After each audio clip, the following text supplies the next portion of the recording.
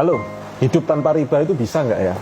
Mungkin itu yang ada di pikiran teman-teman sekalian. Mungkin itu yang ada di pikiran rekan-rekan saudara-saudaraku yang saat ini masih meraba-raba. Apa benar bisa kita hidup tapi nggak pakai riba? Kita nggak kredit apapun. Itu adalah pertanyaan yang sama pada saat saya sebelum memutuskan untuk hijrah. Saya nggak mau pakai riba gitu. Karena ini banyak sekali masukan-masukan yang seringkali mengganjal di hati kita ya. Sekalian aja kalau nggak pakai riba, sekalian aja jangan transfer lewat rekening, sekalian aja ada yang nyinyir banget ya. Sekalian aja uangnya dibawa pakai onta, sekalian apa segala macam. Saudara, coba pikirkan sekali lagi ya. Sebelum Anda mengucapkan sesuatu, pikirkan sekali lagi. Jika Anda Muslim, pikirkan sekali lagi.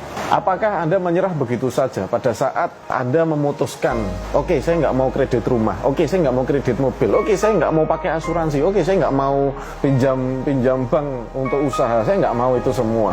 Terus pertanyaannya, saya pakai uangnya siapa? Itu yang jadi pertanyaan mendasar sebetulnya pada saat kita merencanakan mau meninggalkan riba. Karena sistem ekonomi kita memang ekonomi yang sudah ribawi gitu. Ekonomi kita memang nggak bisa kalau mau dibikin seperti zamannya Nabi ya nggak bisa gitu. Ya karena memang sudah seperti itu, dan kalau kita terus mengkritisi apa yang sedang terjadi, Anda tidak sedang memberikan solusi untuk diri Anda sendiri. Tepatnya sebelum 2012, saya berbisnis dan saya pakai uang bank, saya leasing, saya kredit macam-macam. Berat mas, berat. Bisa bayar nggak? Bisa.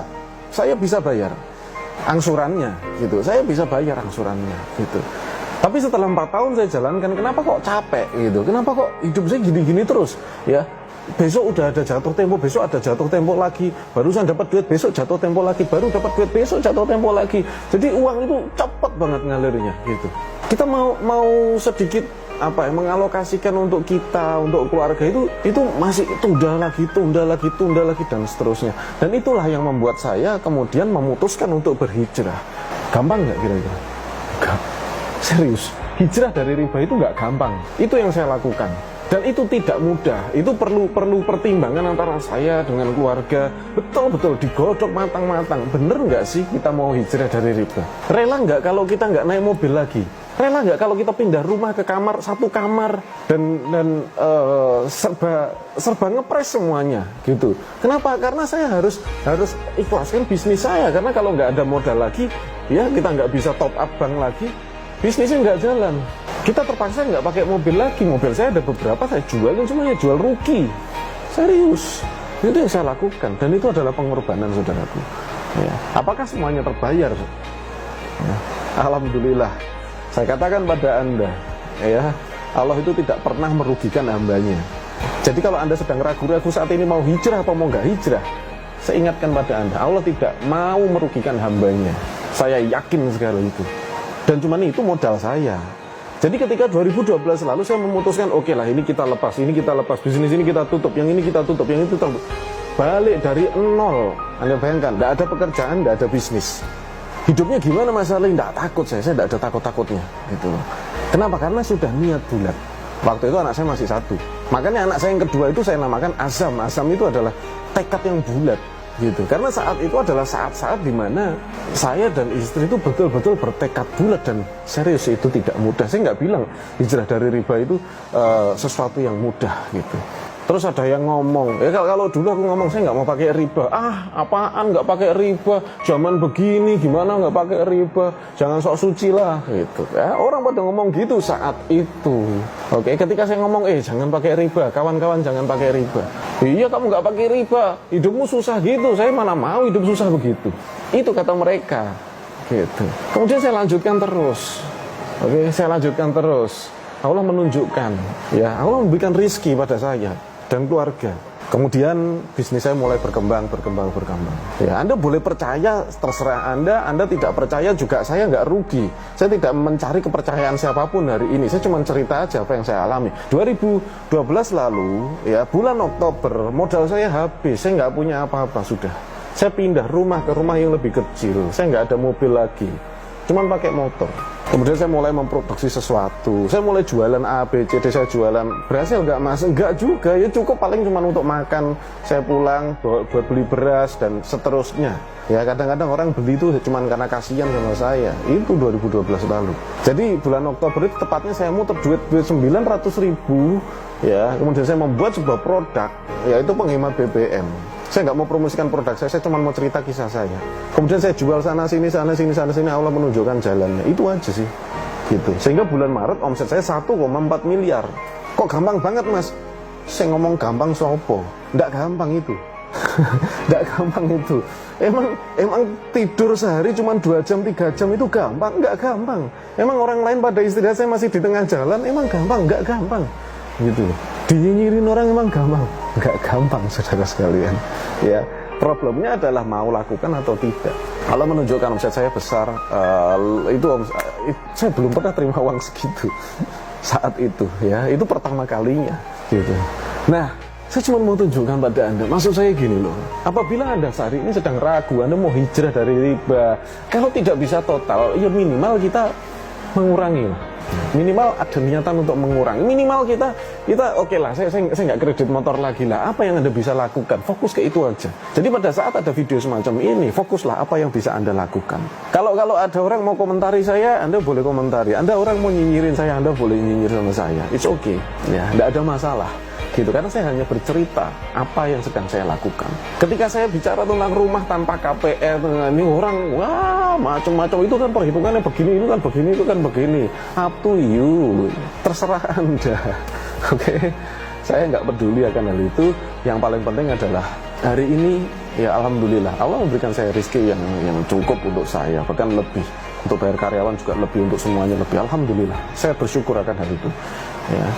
Dan gak cuma lebih, setiap tahun, alhamdulillah ya, setiap tahun minimal 1 properti saya beli cash tunai gitu. Alhamdulillah. Apakah saya hebat? Enggak. Saya cuma mau menunjukkan Anda bahwa buah dari hijrah dari riba itu ada buahnya. Hijrah dari riba itu ada buahnya. Memang nanamnya nggak gampang. Nanamnya itu penuh, kita harus tahan, tutup telinga gini dari saudara, dari teman, dari lingkungan, dari sosial media. Anda harus tutup telinga ini. Dan itu yang saya lakukan, menutup telinga. Kalau telinga saya sudah ditutup, nanti istri saya telinganya juga harus ditutup lagi. Nanti saya tutup telinga istri saya, kuping saya ingin lagi, ya saya tutup lagi. Godaannya dari sana, dari sini, dari sana, dari sini. Jadi saya tidak mengatakan itu mudah. Sekali lagi, hijrah dari riba bukan sesuatu yang mudah, tetapi ada buahnya, ya, ada buahnya. Nah, sekarang pilihan Anda. Pada saat ada informasi ini begini caranya saya membeli properti secara cash, gambarannya seperti ini, analogi saya seperti ini dari apa yang saya praktekkan dan seterusnya, semuanya saya cantumkan di channel ini. Ada ratusan video yang Anda bisa pelajari satu persatu, Anda ikuti saja. Dan oke. Mas Arli apa nggak tahan tuh kalau dinyinyiri? Nyinyir itu ya silahkan saja gitu ya, tapi pakai dasar. Jadi kalau Anda mau nyinyir pakai dasar, jangan pakai nama palsu ya, pakailah dasar. Kalau bisa Anda pakai video semacam ini, Mas Arli kamu salah, gini gitu dong.